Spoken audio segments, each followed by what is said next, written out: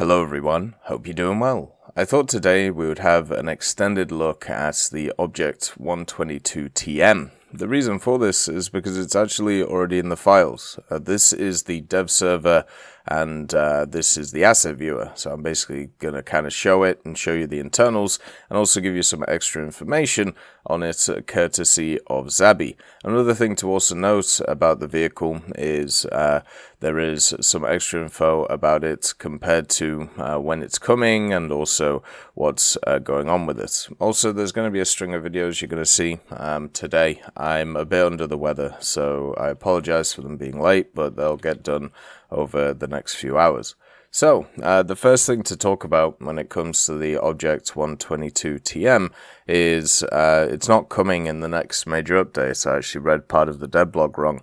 What it actually says is with the release of the next major update, Squadron activity points will be automatically distributed to the player selected Squadron vehicles when they are allocated, like regular research points, and you will no longer have to do this manually on every occasion. So this basically means that whatever Squadron vehicle you're researching, the points will automatically go in, so you can't save up your Squadron points anymore, which kind of sucks. I'm not gonna lie. I would much prefer to be able to save them up. Otherwise, for stuff such as this, the Object 122, I would have put a bunch of points into the M1A1 AIM, and I would have, much preferred to have this over the M1A1 AIM at this point in time. I don't really like the M1A1 AIM, or I'm not really interested in playing it after completing 3 of the Abrams already. But yeah, they're changing the system. I think it's a negative change overall.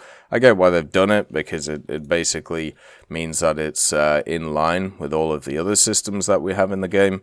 But it sucks because it's just a negative change. It just means that now you're just going to have to use the points as they come, which kind of sucks. Another thing to also note, Esmin made a few comments when it came to this machine. He did say this machine is being added. It's independent of the major and will likely come sooner.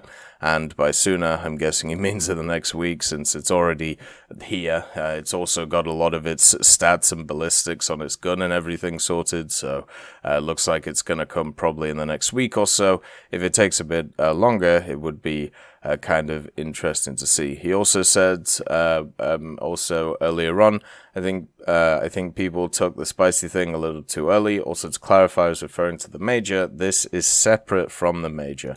So obviously teasing some stuff for the major update, but this is independent from it. I kind of like when they drop these things in, which is at different times from the major update.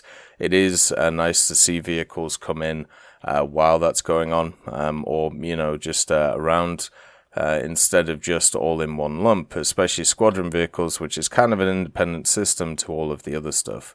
So let's actually get into this vehicle itself, the 122TM.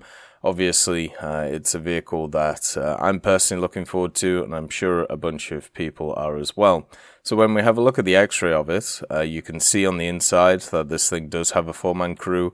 It does have a manual reloader as well, and you can see the ATGMs there at the front. So has the breech, has the kind of Dishka knockoff on the top, and then also where all the rounds are stored. So it has pretty much the similar Soviet setup, where you have this massive ammo rack in the front. You also have a bunch of rounds at the back here. But generally it's going to be quite a cramped turret, so it's going to be pretty easy to kill in general. The extra thing on this vehicle is obviously the ATGMs, and they seem pretty cool. I'm not going to lie. They have quite a lot of firepower, and also mouse guided, so they will be able to do a pretty decent amount of damage. The armor on this thing, so the upper glacis that you see here, by the way, which is, as I said, extremely angled, as you can see, is 100mm RHA on the upper front plate. The lower glacis is 80mm. The sides are 80mm, so that'll be quite good against certain AAs and stuff like that, and light tanks. And then the entire turret right now is 180mm volumetric. So the 180mm is not strong enough for the BR this thing's going to be at. So people are going to punch through this quite aggressively. And also at the same time, with the way that the cupolas are up here, they're just going to be able to shoot the top of it, kind of like what you do on the Carnarvon. You can see how raised it is compared to the rest of the tank. So if this thing is trying to pop a hill, or if this thing is trying to, you know, do something like that, you can shoot the right-hand side, take out the gunner or the loader, and then it's going to be crippled from there. So getting the first shot off in this thing in those situations is going to be quite hard to do. It has 41 pieces of ammo, 14 in the first stage. So the first stage is definitely this area once again, where the ammo is stored, which is pretty standard for this type of vehicle. Then also the gun is fully stabilized up to 75 kilometers an hour. And since this thing has a max speed of 55 kilometers an hour, it means the gun is going to be always stabilized, which will be lovely for it. It also has 20 degrees per second turret rotation. That is incredibly surprising and fantastic to see. So 20 degrees per second turret rotation just means that this thing will be super good. There's so many vehicles for the Chinese, like the Type 59, for example, which have really poor turret rotation. The ZTZ-59D1 as well. And this one just has pretty decent turret rotation with the size of gun that this has. So very nice to see. The depression on these things is also kind of interesting. So the gun itself, it has a -6 gun depression. So not really great, but not terrible. For a 120 millimeter in this type of setting, I would actually think that it would have less gun depression than that. So -6 is not bad, especially in a low profile vehicle like this. The other thing to note is the ATGMs actually have a -10 depression on them. So you can see that this like arc on this top here is actually going to do a pretty good job at being able to aim down. So they also have an elevation of 25 degrees, which is why they talked about the idea of taking on helicopters and things like that with them. So yeah, it's pretty nice. The ATGMs do have a max 5 kilometers per hour firing speed, so that means you can't really fire them on the move at all. It does also have Gen 1 NVDs as a rank 4 modification, and also no smoke grenades, only ESS as a rank 4 mod. So that kind of sucks, you know, not too much survivability with it or anything like that, unfortunately.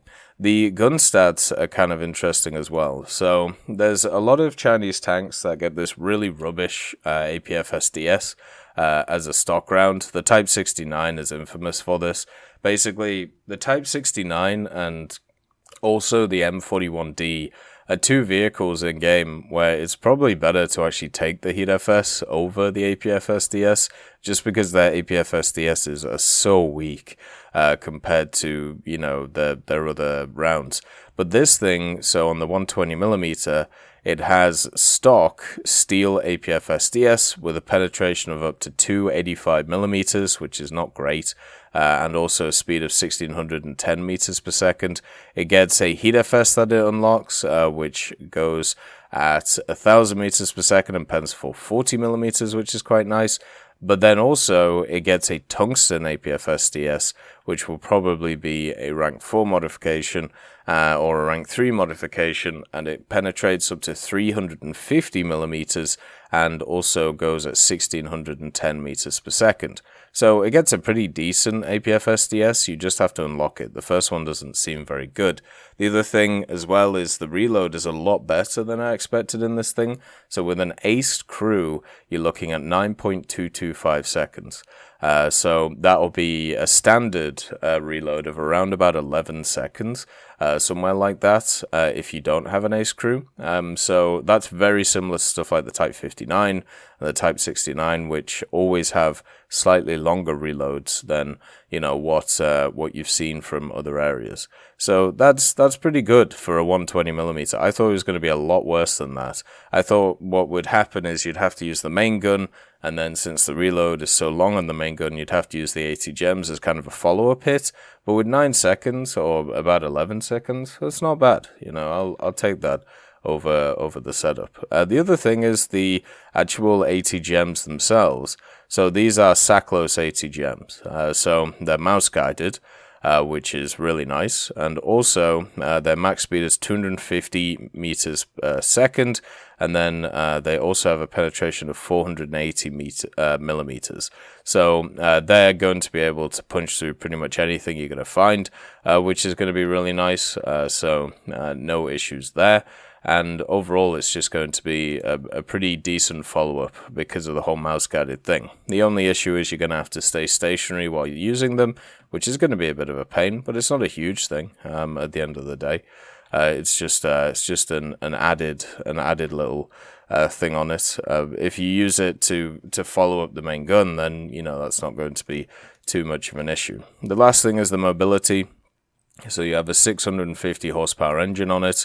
You have 5 forward gears and only 1 reverse gear, but the 5 forward gears mean that you can go 55 kilometers an hour, and the 1 reverse gear means that you can go 7 kilometers an hour, which isn't great, but then again, if you've played any of these Chinese vehicles, you'll know they don't really value reverse, which sucks. I really wish they did, but c'est la vie. You know, it's at least a little bit better than a few of the other ones that I've seen around the place. And also the sights. So the sight itself, the optic for the gun, has a 3.51 to 7.02 zoom. And the commander view has a 1 to 5 times zoom, which is quite nice. And at nearly 40 tons, this thing's going to be a bit hefty, but I think generally it'll be quite good in the mobility region. I also like the fact it has these stars on them. I always think that's quite a nice little touch. So yeah, this vehicle is looking really nice. I don't know how else to put it, really. I'm pretty happy with the way that this thing's looking. Hopefully it comes to the game soon so we can get our hands on it. But right now, it seems like it's pretty much ready to go. It's pretty much sorted and coming pretty quickly.